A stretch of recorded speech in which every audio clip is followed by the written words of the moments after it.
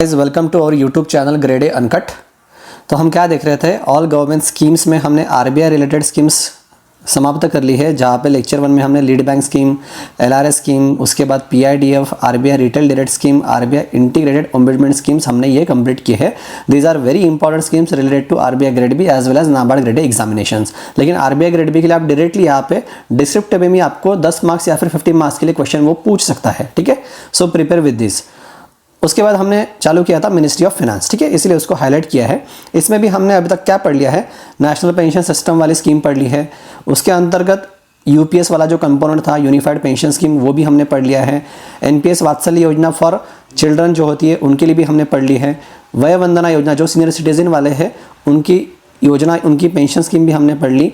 महिला सम्मान saving certificate scheme, यहाँ से हमने बेसिकली क्या शुरू किया था, स्मॉल सेविंग स्कीम्स, ठीक है। तो उसमें इंपॉर्टेंट स्कीम थी महिला सम्मान saving certificate scheme, basically fix deposit type की स्कीम होती है, ये भी हमने पढ़ लिया है। किसान विकास पत्र ये भी हमने पढ़ लिया है कि नियर अबाउट 115 मंथ्स में जो आपकी अमाउंट डिपॉजिट किया था वो बेसिकली मैच्योर होकर डबल हो जाएगा। सुकन्या समृद्धि योजना, ठीक है, बच्ची के लिए, वो बेसिकली जब तक 18 या फिर 21 साल अटेंड कर लिए थे तो उसको अच्छा खासा लमसम अमाउंट मिलेगा। उसके बाद हमने शुरू किया था सोशल सिक्योरिटी स्कीम, मतलब मैंने आपको ऑलरेडी बता दिया था कि जो national mission on financial inclusion है, ठीक है, इसके ऊपर ध्यान दीजिएगा। अगर आपको एग्जाम में डिस्क्रिप्टिव में फाइनेंशियल इंक्लूजन के ऊपर कोई भी चीज़ आती है तो आप इंट्रोडक्शन में ये यूज़ कर सकते हो, ठीक है। ये देखिए NABARD as well as RBI grade B में मैंने यूज़ किया था, अच्छे मार्क्स मिले थे वहाँ पे। तो क्या किया था, national mission for financial inclusion, ठीक है, 2014 में लॉन्च किया था। ये नेशनल मिशन के 3 टेनेट्स थे, मैं उसको याद रखता हूँ, बॉर्डर सिक्योरिटी फोर्स BSF, मतलब B मतलब बैंकिंग दी अनबैंक्ड, S मतलब सिक्योरिंग दी अनसिक्योर्ड और F मतलब फंडिंग दी अनफंडेड, ठीक है। सो बैंकिंग दी अनबैंक, दूसरा था सिक्योरिंग दी अनसिक्योर्ड और दूसरा था फंडिंग दी अनफंडेड। पहला मतलब क्या है, जिनके पास बैंक अकाउंट नहीं है उनको बैंक अकाउंट दे दो, उसी के लिए स्कीम लॉन्च की थी जिसका नाम था प्रधानमंत्री जनधन योजना, जो हम पढ़ चुके हैं। उसके बाद ये सिक्योरिंग दी अनसिक्योर्ड, मतलब जो अनसिक्योर्ड है, पुअर पीपल है, रूरल एरिया में जो लोग रहते हैं, जो अनअवेयर सेक्टर में काम करते हैं, उनको सिक्योरिटी प्रोवाइड करना। अभी कौन सी सिक्योरिटी, तो वही वाली इंश्योरेंस सिक्योरिटी हो गई, पेंशन सिक्योरिटी हो गई, ये वाली चीज़ें। तो ये इंश्योरेंस सिक्योरिटी 2 चीज़ें होती है, जनरल इंश्योरेंस भी होगा और उसके बाद लाइफ इंश्योरेंस भी होगा। तो यही सिक्योरिटी प्रोवाइड करने के लिए, लाइफ इंश्योरेंस कवर करने के लिए जीवन ज्योति बीमा योजना लॉन्च की गई थी, और उसके एक्सीडेंट कवर हो गया या फिर कुछ मतलब मिसहैप हो गई तो उसके लिए सुरक्षा बीमा योजना लॉन्च किया था। तो ये सोशल सिक्योरिटी वाला ऑब्जेक्टिव यहाँ पे भी कवर हो रहा है। और पेंशन सिक्योरिटी प्रोवाइड करने के लिए अटल पेंशन योजना, ये चीज़ें लॉन्च की गई थी। और ये तीनों के तीनों स्कीम्स 9 मई 2015 कोलकाता वेस्ट बंगाल से लॉन्च करी गई थी, ठीक है।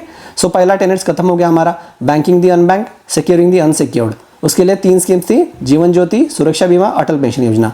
और तीसरा टेनेट्स था फाइनेंशियल इंक्लूजन का कि फंडिंग दी अनफंडेड, मतलब जो कोई जिन व्यक्ति को फंड नहीं कर रहा है उसको फंड करना है बेसिकली, जैसे स्मॉल या फिर माइक्रो एंटरप्राइजेस हो गए हमारे यहाँ पे, तो उसके लिए स्कीम लॉन्च की है जिसका नाम है प्रधानमंत्री मुद्रा योजना। तो ये वाली जो स्कीम है ये हम बाद में पढ़ेंगे, अटल पेंशन योजना एंड मुद्रा योजना। लेकिन अभी तक हमने क्या पढ़ लिया है, प्रधानमंत्री जनधन योजना कवर कर ली, सुरक्षा बीमा योजना भी कवर कर लिया है। अभी हम पढ़ेंगे PM जीवन ज्योति बीमा योजना, ठीक है। तो ये चीज़ें याद रखिएगा, जब भी फाइनेंशियल इंक्लूजन का टॉपिक आएगा आप चीज़ें डालोगे, ठीक है, कि the major initiative launch for financial inclusion was national mission for financial inclusion. There are 3 tenets included in national mission for financial inclusion, BSF, banking the unbank, securing the unsecured and funding the unfunded. So banking the unbank provide करने के लिए प्रधानमंत्री जनधन योजना, securing the unsecured के लिए majorly 3 schemes, जीवन ज्योति बीमा योजना, सुरक्षा बीमा योजना, अटल पेंशन योजना, और फाइनली फंडिंग दी अनफंडेड के लिए प्रधानमंत्री मुद्रा योजना। और बाकी ब्रॉड स्कीम भी आ जाएंगी, वो हम थोड़ा बाद में देखेंगे, जैसे स्टैंड अप इंडिया भी वहाँ पे आ जाएंगी, ठीक है। ये बीमा सखी योजना भी आ जाएगी इंश्योरेंस वाली। तो लेट अस स्टार्ट विद प्रधानमंत्री जीवन ज्योति बीमा योजना। बिफोर दैट, ये हमारा यूट्यूब चैनल है, ये आपका भी यूट्यूब चैनल है ग्रेड ए अनकट। तो जिस किसी को बेसिकली स्कीम्स के बारे में या फिर आरबीआई ग्रेड बी का कंटेंट चाहिए, नाबार्ड ग्रेड ए का, सेबी ग्रेड ए का, तो प्लीज़ इसे फॉलो कर लीजिएगा। So let us start with प्रधानमंत्री जीवन ज्योति बीमा योजना। देखिए, बीमा योजना मतलब इंश्योरेंस स्कीम, जीवन ज्योति मतलब आपको पता है जीवन की ज्योति है, ठीक है, दैट इज लाइफ, मतलब लाइफ इंश्योरेंस स्कीम है ये। कब लॉन्च की गई थी? तो 9 मई 2015। कहाँ से? फ्रॉम कोलकाता, वेस्ट बंगाल। ठीक है, ये डेट में 3 स्कीम्स लॉन्च की गई थी। मैंने आपको बता दिया, पहले जीवन ज्योति बीमा योजना, उसके बाद सुरक्षा बीमा योजना और उसके साथ साथ अटल पेंशन योजना। ठीक है, सो ये तीनों स्कीम्स की डेट एक ही है, 9 मई 2015। तो क्या हो जाएगा यहाँ पे? देखिए, बेसिक ऑब्जेक्टिव है जीवन को बेसिकली सिक्योर करना है, उसको इंश्योर करना है, बेसिकली लाइफ इंश्योरेंस स्कीम। तो इंश्योरेंस कवरेज के लिए आपको एक प्रीमियम भरना पड़ेगा। वो आपने अगर प्रीमियम भर लिया, आपके जो आपका जो इंश्योर्ड पीरियड होगा, मतलब 1 साल का, अगर उसमें अगर डेथ हो जाती है इंश्योर्ड की, तो उसको एक अच्छा खासा सम मिलेगा। ठीक है, उसको एक क्लेम अमाउंट मिल जाएगा। वो कितना हो जाएगा? तो उसी के लिए ये स्कीम है। तो बेसिकली ये क्यों लॉन्च की गई थी? Why it was launch? तो देखिए, a significant portion of India's population particularly in rural areas and unorganised sector did not have any form of life insurance. ठीक है, उस टाइम पे इंश्योरेंस पेनिट्रेशन जो था लाइफ इंश्योरेंस का, इट वाज ओनली 20%। सो इसीलिए ये स्कीम लॉन्च की गई थी to bridge this gap by offering a simple and accessible product. मतलब specially for rural areas, unorganised sector worker, जहाँ पे इंश्योरेंस पेनिट्रेशन अच्छा हुआ नहीं है, इसी गैप को ब्रिज करने के लिए स्कीम लॉन्च की गई थी, जीवन ज्योति बीमा योजना। उसका ओवरव्यू देख लेते हैं। बिफोर दैट, ये देखिए इसका लोगो है, प्रधानमंत्री जीवन ज्योति बीमा योजना। जीवन ज्योति का जे यहाँ पे लिखा है। ठीक है, ये वाला पहला जे हो गया और ये दूसरा जे हो गया, और इसके बीच में देखिए ये ज्योति भी है यहाँ पे। ठीक है, so that is basically your soul. तो ओवरव्यू देख लेते हैं हम कि प्रधानमंत्री Jeevan Jyoti Bima Yojana is a insurance scheme offering life insurance cover for death due to any reason. अगर डेथ हो गई है कोई भी रीज़न से, ठीक है, चाहे वो अर्थक्वेक हो, चाहे वो सुसाइड हो, चाहे वो मर्डर हो, चाहे वो एक्सीडेंट हो, ठीक है, अगर डेथ हो गई है तो आपको लाइफ इंश्योरेंस कवरेज मिलेगा 2 लाख तक का। So it is a 1 year cover renewable from year two year. जो बैकग्राउंड में आवाज़ आ रहा है उसको इग्नोर करिएगा। It is a 1 year cover renewable from year two year. Coverage under प्रधानमंत्री जीवन ज्योति बीमा योजना इज़ वैलिड फॉर 1 ईयर। अभी नॉर्मली यहाँ पे आपको क्वेश्चन में ट्रिक पूछेगा। हम क्या सोचते हैं कि हमारा फाइनेंशियल ईयर चलता है अप्रैल से मार्च, लेकिन ये देखिए ये इसका अलग है। ठीक है, 1 जून टू 31 मई इसका 1 ईयर है। ये याद रखिएगा, एग्जाम में ये क्वेश्चन आपको पूछ सकता है। 1 June to 31 May on a payment of annual premium. Payment of annual premium के बाद ये वाला वैलिड है आपका year. The scheme is offered by bank of office या फिर post offices and administered through life insurance companies. ठीक है, तो ये अगर आपको इंश्योरेंस स्कीम खरीदनी है, मतलब इसको परचेस करना है, तो आपको प्रीमियम भरना पड़ेगा। तो उसके लिए आपको कोई भी बैंक ब्रांच में चले जाइए जो डेजिग्नेटेड है, या फिर पोस्ट ऑफिस में भी आप इसको ओपन कर सकते हो। इसका ओवरऑल इम्प्लीमेंटेशन कौन देखेगी? अभी नाम में देखिए जीवन ज्योति बीमा योजना है। बीमा मतलब बीमा वाली कंपनी देखिए, मतलब life insurance corporation of India LIC and all other life insurance who are willing to join and tie up with the banks and post offices. मतलब अदर लाइफ इंश्योरेंस जो बैंक और पोस्ट ऑफिस के साथ tie up करेंगे। जैसे देखिए SBI की खुद की जनरल इंश्योरेंस कंपनी है, वैसे ही SBI की लाइफ इंश्योरेंस भी है। तो वही इंश्योरेंस कंपनी SBI के साथ टाई अप करेगी, उसको ज्वाइन अप करेगी, बराबर। और बेसिकली जो प्रोबेशनरी ऑफिसर्स या फिर क्लर्क्स लोग रहेंगे उनके ऊपर प्रेशर डालेगी, टारगेट से डालेगी कि आपको इतने पॉलिसी बेचनी है, काइंड ऑफ थिंग। ठीक है, तो इन लोगों के लिए तो अच्छा ही है, लेकिन बैंक में जो काम कर रहे हैं उनको ही पता है कि क्या दर्द है उनका। ठीक है, all individuals who are account holders of a participating bank, अगर मेरे पास SBI का अकाउंट है या फिर पोस्ट ऑफिस का अकाउंट है, in age group of 18 to 50 years they are entitled to join. मतलब 18 से लेकर 50 साल तक कोई भी आदमी इसको एनरोल कर सकता है, इसको खरीद सकता है। ठीक है, ये देखिए ये एंट्री एज है, मतलब 18 to 50 ईयर्स में आप खरीद सकते हो। जैसे फॉर एग्जांपल समझ लीजिए कि मेरी एज अगर 30 है आज, तो मैं भी खरीद सकता हूँ। मेरे अगर पापा की एज फॉर एग्जांपल 49 है, ठीक है, एग्जांपल दे रहा हूँ, तो वो भी खरीद सकते हैं। अगर किसी की एज 50 है तो वो भी खरीद सकता है। ठीक है, लेकिन उसके बाद कितने लिए वैलिड होगा? क्योंकि भाई at the end of the day कोई ना कोई तो मरेगा। अगर 90 साल में कोई मर गया तो क्लेम होगा? नहीं, 55 ईयर्स तक आपका क्लेम कवर किया जाएगा। मतलब आप 18 से लेकर 50 के बीच में पॉलिसी खरीद लो, लेकिन वो वैलिड रहेगी 55 ईयर्स तक ही। अगर किसी की death for example at the age of 54 हो रही है तो ही उसको क्लेम मिलेगा। अगर 56 ईयर्स में अगर डेथ हो रही है तो कोई फ़ायदा है नहीं। ठीक है, मतलब आप ऐसा समझ लो कि भाई कोई बंदा 18 से लेकर 50 तक इंश्योरेंस कवर ले ही रहा है, इसके बीच में अगर फॉर एग्जांपल वो नहीं टपक गया, उसके बाद अगर फॉर एग्जांपल उसकी डेथ हो जाती है तो उसको कवर मिलेगा। लेकिन अगर 56 तक अगर 56 की एज में अगर फॉर एग्जांपल कोई डेथ हो गया तो उसको कोई भी कवर या फिर क्लेम नहीं मिलेगा, ठीक है। ऑब्वियसली यार देखो यार 55 प्लस अगर किया होता तो लाइफ इंश्योरेंस कंपनी या फिर जो भी इंश्योरेंस है उनके ऊपर बहुत ज़्यादा बर्डन हुआ होता, क्योंकि अभी तक 55 एज कंसिडर की जाती है कि हाँ भाई एक हेल्दी लाइफ यहाँ तक जी जा सकती है, इसके बाद कोई गारंटी है नहीं। अभी तो आपको पता होगा भाई 30 प्लस हो गया तो ही गारंटी है नहीं, ठीक है। ये दर्द वो दर्द चालू हो जाता है। तो ये हो गया था ओवरव्यू हमने देख लिया। तो बेनिफिट क्या मिलेगा, मैंने आपको बताया कि ये एंट्री एज है 18 to 50, आप बैंक में जाइए, पोस्ट ऑफिस में जाइए, इंश्योरेंस पॉलिसी खरीदिए, आपको एक प्रीमियम भरना पड़ेगा, आपको फिर कवर मिलेगा, लाइफ कवर जिसको बोलेंगे हम 2 लाख रुपीज़ का लाइफ कवर मिलेगा, ठीक है। So this scheme offers 1 year term life cover of ₹2 lakh to all the subscribers in age group of 18 to 50 years। It covers death cover due to any reason, ठीक है। Earthquake के वजह से death हो गई, फ्लड्स हो गया या फिर सुसाइड या फिर मर्डर, ठीक है, कोई भी रीज़न से अगर डेथ होती है तो इट इज़ एलिजिबल। कितना प्रीमियम देना पड़ेगा, क्योंकि 2 लाख का तो कवर मिल रहा है, तो प्रीमियम देना पड़ेगा 436 पर एनम, याद रखिएगा 436 रुपीज़, इतना प्रीमियम यहाँ पे देना पड़ेगा, ठीक है। कमेंट में मेंशन करिए कि मैंने जो आपको प्रधानमंत्री सुरक्षा बीमा योजना पढ़ाई थी उसमें कितना प्रीमियम था रिसेंटली और उसके पहले भी कितना प्रीमियम था, ये दोनों चीज़ें कमेंट में मेंशन करिएगा। सो लाइफ इंश्योरेंस के लिए, जीवन ज्योति बीमा योजना के लिए प्रीमियम कितना है 436 पर एनम पर सब्सक्राइबर। ये पहले कितना था 330 रुपीज़ था।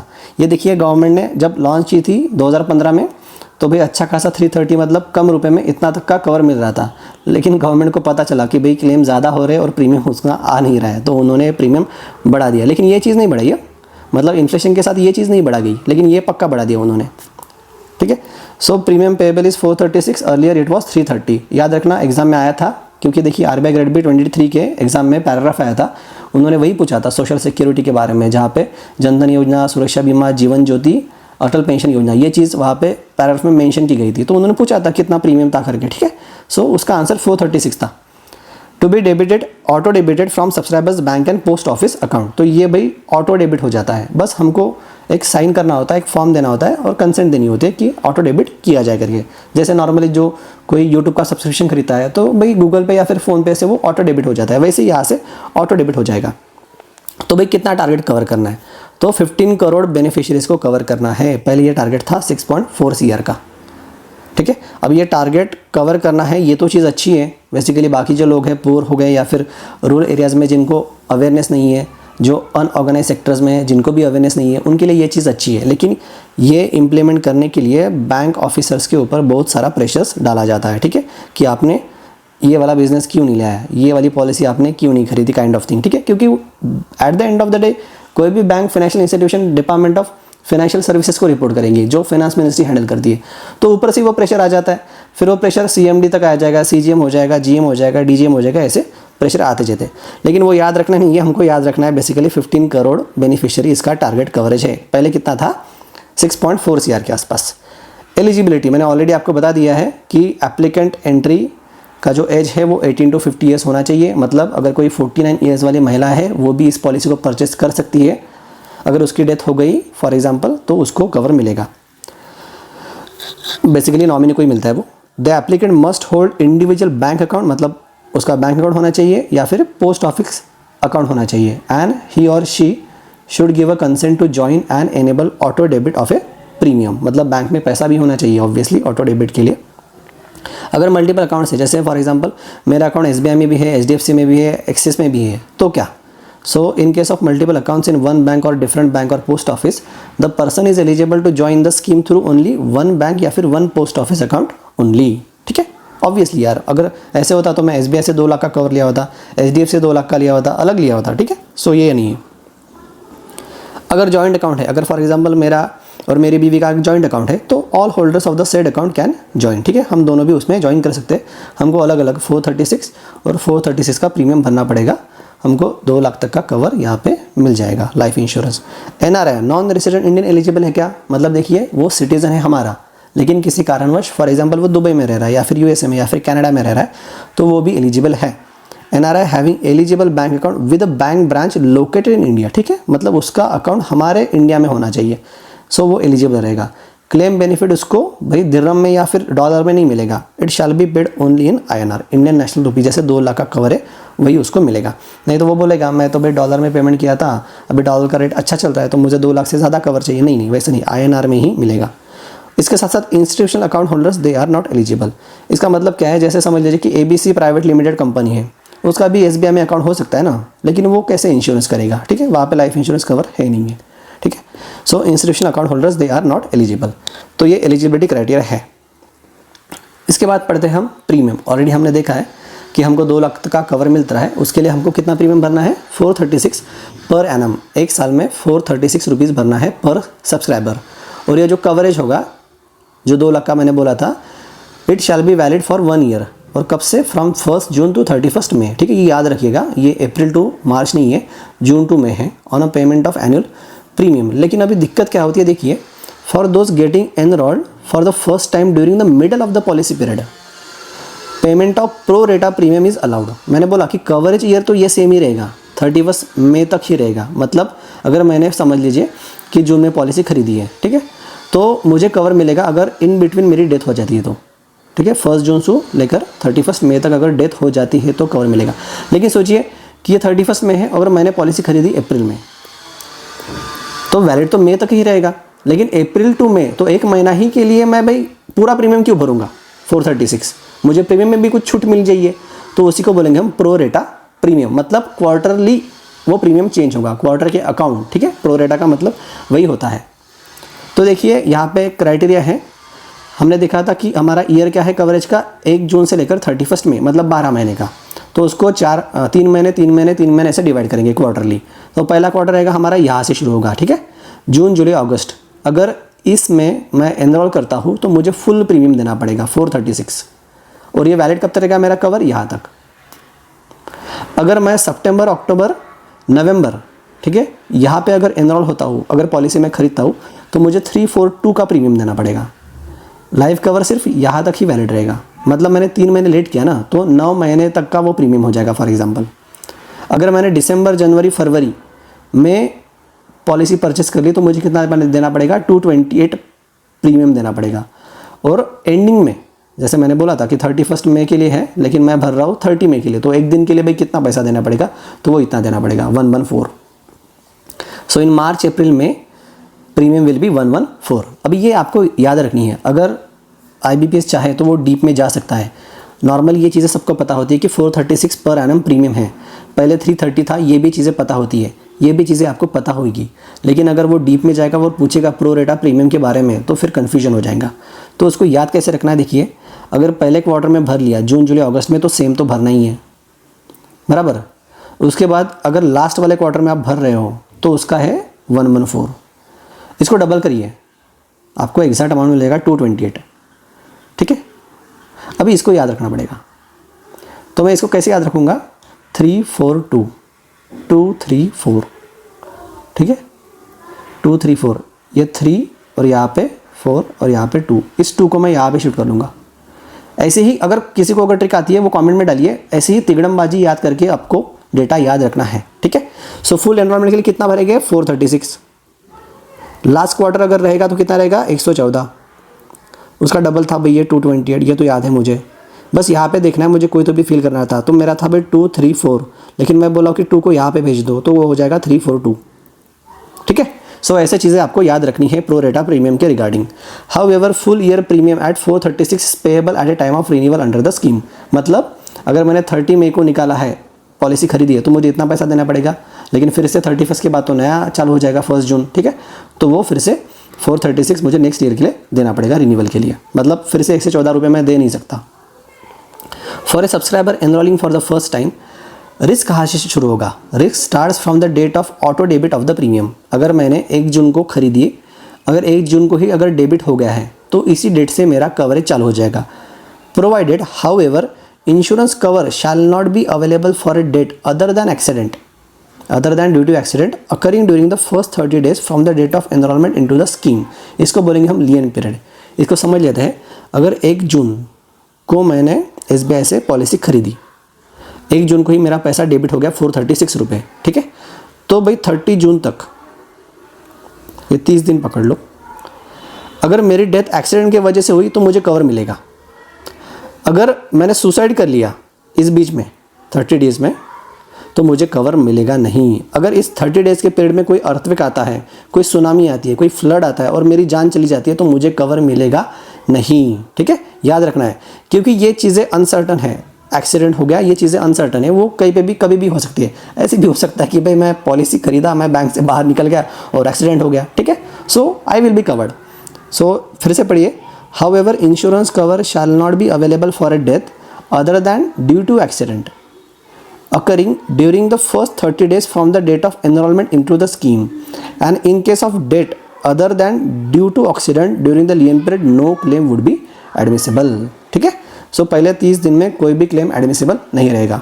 या आप देख रहे होंगे कोई भी पॉलिसी होती है, फॉर एग्जांपल आप HDFC अर्गो की निकालिए या फिर ICICI लोम्बार्ड की निकाली है। ठीक है, उनका भी ऐसे कुछ बेसिक जो लाइफ इंश्योरेंस या फिर मेडिकल इंश्योरेंस होता है, तो वही फर्स्ट 2 साल के लिए वो ऑपरेशन कॉस्ट वगैरह कवर करते नहीं है।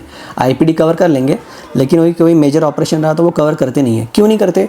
क्योंकि यार देखिए ना यार, मैं भी तो सोच सकता हूँ ना कि यार मैं नेक्स्ट महीने ऑपरेशन कर लेता हूँ और मैं इसी महीने पॉलिसी निकाल लेता हूँ, तो वो एलिजिबल हो जाएगा। लेकिन भाई इंश्योरेंस कंपनी ऐसी नहीं है, वो तो होशियार लोग हैं ना। ठीक है, सो इसलिए within first 30 days from the date of enrolment आपका एक्सीडेंट के अलावा कोई भी डेथ कवर नहीं होगा। हाँ भाई 31 तारीख से भाई सब चीज़ें हो जाएगी फिर उसके बाद। ओके, तो ये चीज़ें हमने पढ़ ली है 436 प्रीमियम के बारे में। उसके बाद अगर बीच में कोई एनरोल होता है तो प्रोरेटा प्रीमियम के बारे में, और कवर कब से लागू होगा कब से नहीं लागू होगा ये भी हमने देख लिया। अभी हमने देख लिया कि 436 प्रीमियम तो दे रहे हैं, लेकिन किसको कितना मिल रहा है, इसको बोलेंगे हम एप्रोप्रिएशन। प्रीमियम कैसे बांटा जा रहा है, देखिए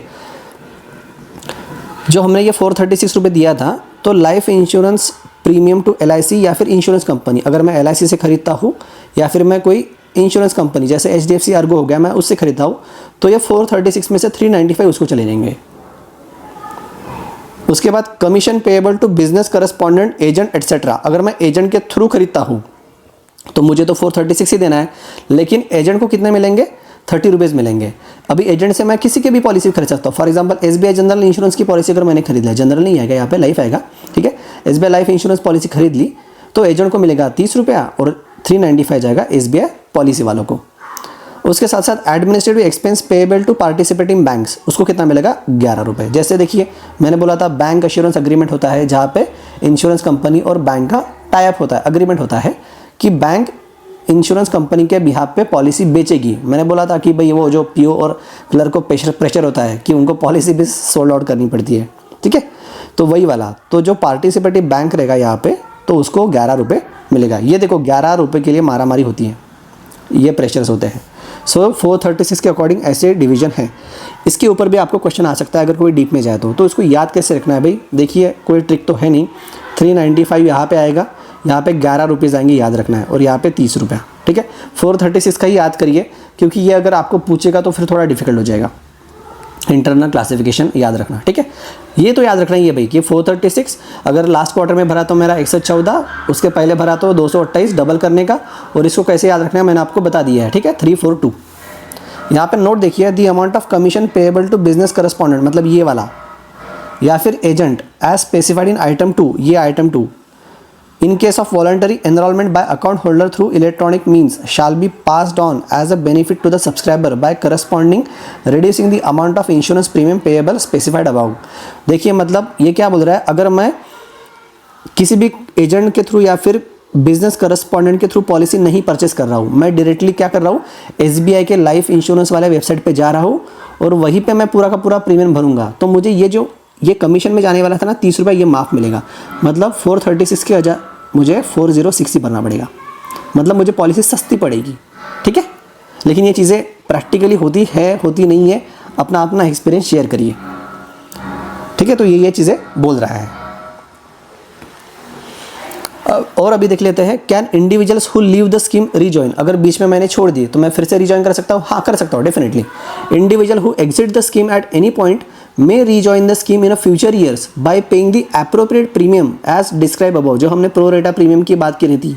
ठीक है, उसके according however for such subscriber insurance benefit shall not be available for a debt due to any cause other than accident occurring during the first 30 days from the date of enrollment into the scheme, जैसे ऊपर बोला था वही चीज़ है, rejoin तो करेंगे लेकिन rejoin करने के 30 दिन में मुझे कोई भी बेनिफिट नहीं मिलेगा अगर मेरी डेथ एक्सीडेंट के अलावा किसी और चीज़ के वजह से होती है तो, नहीं तो मैं तो एनरोल हुई, ठीक है। और जैसे जैसे रिन्यूअल होते हैं वो तो आप तो भाई कंटिन्यूसली वहाँ पे आपको 2 लाख का कवर मिलेगा। नेक्स्ट क्वेश्चन पढ़ लेते हैं, when can the assurance on life of A member terminate. मैंने बोला था एंट्री एज कब तक है अपनी, 18 से लेकर 50 तक, यहाँ तक भरो, लेकिन कब तक भाई वो कवर रहेगा, तो भाई तुम्हारी एज 55 तक होनी चाहिए तभी आपको कवर मिलेगा, मतलब 55 के अंदर अगर डेथ हो गई तो ही लाइफ इंश्योरेंस कवर मिलेगा। So on attaining the age of 55, age near birthday, subject to annual review up to the that date, entry however will not be possible beyond the age of 50 years. मतलब 18 से 50 तक तो आप enrol कर सकते हो, purchase कर सकते हो, ठीक है। यहाँ से लेकर आप 55 तक हर साल प्रीमियम भरोगे और यही तक आपको कवर किया जाएगा। 56 के बाद कवर नहीं होगा, 55 के बाद। Closure of the account with the bank और insufficiency of balance to keep insurance in a force, so उस टाइम पे टर्मिनेट हो जाएगा, ठीक है। क्योंकि भाई हमने ऑटो डेबिट इंस्ट्रक्शन दिया है लेकिन बैंक में पैसा है ही नहीं या फिर बैंक अकाउंट क्लोज करवा दिया है तो ऑब्वियसली उसको प्रीमियम मिलेगा नहीं, तो कवर वो करेगा नहीं। In case member is covered through more than 1 account, ठीक है, मतलब मैंने SBI में भरा है और HDFC में भरा है और premium is receive by LIC insurance company inadvertently, मतलब गलती से, ठीक है, दोनों का भी मिला है, फिर भी मुझे 2 लाख मिलना चाहिए क्या 4 लाख? नहीं, insurance cover will be restricted to only ₹2 lakh and the premium paid for duplicate insurance shall be liable to be forfeited, ठीक है, उसको भाई जब्त कर लेंगे। सो ये चीज़ें हुई, हमने पढ़ ली है PM जीवन ज्योति बीमा योजना। अभी हम इसको ही रिवाइज करेंगे through multiple choice questions. Revision थोड़ी फास्ट लेंगे क्योंकि ऑलरेडी चीज़ें एक्सप्लेन की गई है ऊपर। तो पहला question, consider the following statement regarding Pradhan Mantri Jeevan Jyoti Bima Yojana, it offers renewable 1 life insurance cover, बराबर है। The scheme is administered solely by LIC, नहीं ना भाई, ओनली LIC थोड़ी है, कोई भी लाइफ इंश्योरेंस यहाँ पे आ सकता है, तो ये गलत है। The coverage period under the scheme runs from 1 June to 31 May, बराबर है, जून टू मई है, ठीक है, सो ये भी बराबर है। So answer is 1 and 3 only. Next, with reference to Pradhan Mantri Jeevan Jyoti Bima Yojana, which of the following individual are eligible to enroll in the scheme. पहला है 52 year old account holder of a participating bank, नहीं भाई, हमने देखा था 18 से लेकर 50 तक एंट्री एज है। Non resident Indian holding account with branch located in India, obviously है NRI क्योंकि उसका अकाउंट इंडिया में है। All holders of the joint bank account provided they are within the eligible age group, ये भी बराबर है। सो कौन एलिजिबल है? 2 and 3 ओनली।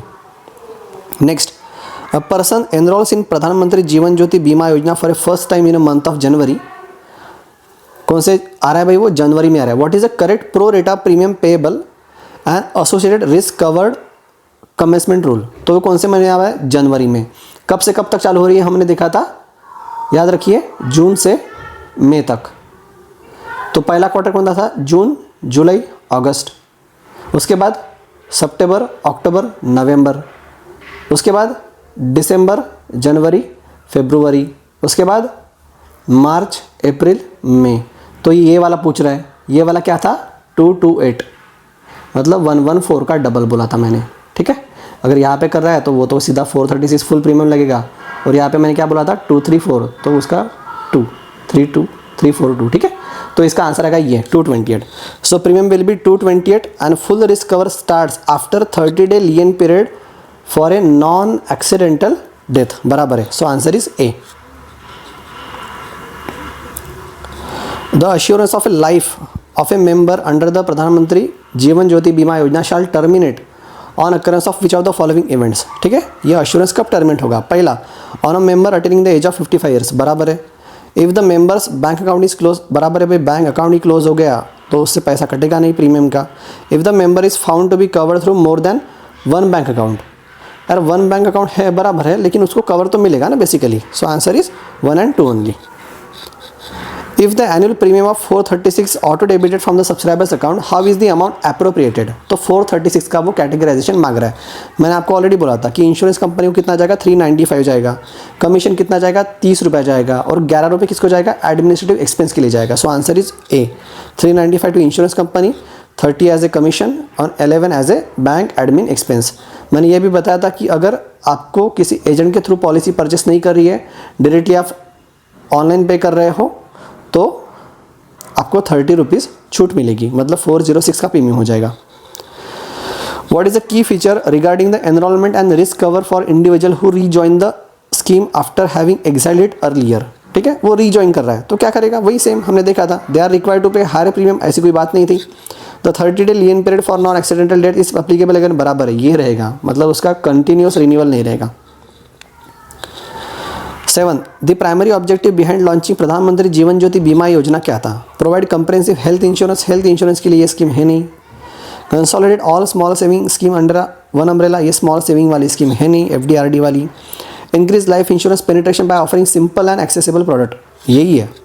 ठीक है, मैंने बोला था भाई हमारा पेनिट्रेशन रेट कितना था, सिर्फ 20% था, और इसके अंदर कितना टारगेट किया हमने भाई, 15 करोड़ बेनिफिशियरी को कवर करना है। पहले कितना था, 6.4 करोड़ था। Consider the following scenario related to premium payment under Jeevan Jyoti. A person enrolling for the first time in August pays a premium of 436। मैंने बोला था जून जुलाई अगस्त, तो वो 436 पे करेगा, तो पहला तो बराबर है। दूसरा, a person renewing their policy in November page premium of 342। भाई वो रिन्यू कर रहा है ना, रिन्यू में नहीं है ये, फर्स्ट टाइम के लिए, तो उसको फुल भरना पड़ेगा 436, तो ये आंसर, ये क्वेश्चन स्टेटमेंट गलत है। अ person enrolling for the first time in April page a premium of 114। ठीक है, लास्ट वाला कौन सा था, मैंने बोला था वो मई, उसके बाद अप्रैल, उसके बाद मार्च, तो मैम जो मैम था इसको 114 भरना था, सो ये भी बराबर है। So answer is 1 and 3 are correct. ठीक है, ये देखिए इसी के लिए मैंने ये क्वेश्चंस डाले हैं। अगर क्वेश्चंस अच्छे लग रहे तो यार वीडियो को लाइक करिए यार, और ये चैनल को सब्सक्राइब भी करिए और शेयर भी करिए। बहुत ज़्यादा मेहनत जाती है यार कंटेंट बनाने में। ठीक है, आपको पता है ऑफिस की घिच से दूर भागने के लिए ये कंटेंट बना रहा हूँ मैं। Under what circumstances is a claim under the Jeevan Jyoti Bima Yojana not possible? तो पहला देते death due to natural disaster like earthquake, हाँ भाई पॉसिबल है। डेथ ड्यू टू मर्डर, ये भी पॉसिबल है। Death due to accident within 30 days of enrolment, ये भी पॉसिबल है। विद इन 30 डेज है तो क्या हुआ, लेकिन एक्सीडेंट से होगी ना, तो पॉसिबल है। Death due to illness within 30 days of enrolment, ठीक है, अगर फॉर एग्जांपल कैंसर ही रहा लेकिन वो विद इन 30 डेज में अगर मर रहा है पॉलिसी को परचेस करने के बाद, तो भाई वो एलिजिबल नहीं है। सो आंसर इज डी, ये नॉट एडमिसिबल रहेगा। What is the stipulated target coverage for जीवन ज्योति बीमा योजना? मैंने बोला है पहले क्या था, 6.4 था, अभी कितना है, 15 करोड़ बेनिफिशियरी। और ये टारगेट किसको कंप्लीट करना पड़ता है भाई, RM लोगों को, रिलेशनशिप मैनेजर को। ठीक है, so 15 crore beneficiaries. If the subscriber voluntary enrolls in Jeevan Jyoti Yojana through electronic means like internet banking, what is the direct benefit passed on to them? तो मैंने बोला था कि जो कमीशन का पैसा था वो वेव हो जाएगा। सो पहला आंसर, the sum assured is increase from 2 lakh to 2.5 lakh. नहीं भाई, ये इतना तो काम नहीं करेंगे, नहीं तो सभी लोग तो खुद ही एनरोल कर लेंगे। The annual premium is reduced, हाँ ये प्रीमियम है ना भाई, पहले कितना था, 436 का था। अगर आप डायरेक्टली कर रहे हो विदाउट ब्रोकर तो आपको 406 का पड़ेगा। So answer is second, the annual premium is reduced. The Pradhan Mantri Jeevan Jyoti Bima Yojana can be best describe as a micro pension scheme, नहीं। 1 year renewable term life insurance scheme, yes. Long term saving cum insurance scheme, नहीं। Credit link insurance scheme, नहीं। So answer is B. Which of the following entities are involve in implementation of Jeevan Jyoti Bima Yojana? Bank, post office बराबर, life insurance companies बराबर, BC and agents बराबर। ठीक है, सभी के सभी लोग इन्वॉल्व है, यही तो बिजनेस होता है।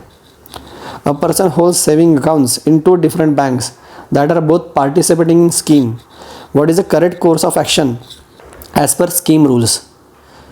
The person can enroll through both the banks to get cumulative cover. नहीं यार, ऐसा होगा तो मैं तो भाई 5-6 अकाउंट खोलूँगा। ठीक है, so answer is not this. The person must enroll only through 1 bank account, ये बराबर है। Person is not eligible for the scheme due to multiple accounts, eligibility का संबंध है नहीं, वो भाई पैसा भर ले कितना भी, लेकिन उसको 2 लाख का कवर मिलेगा। The person can enroll through 1 bank and nominate different beneficiary from the others, ये भी नहीं है। So answer is B. The initial premium कितना था, हमने बोला था 330 रुपीज़ था। ठीक है, सो ये चीज़ हो गई प्रधानमंत्री जीवन ज्योति बीमा योजना, देखा हमने। इसके बाद नेक्स्ट लेक्चर में मिलेंगे एक नई स्कीम के साथ जिसका नाम होगा शायद अटल पेंशन योजना। ठीक है, ओके गाइज, ये वाला चैनल है, इसको प्लीज़ सब्सक्राइब करिए। बाय।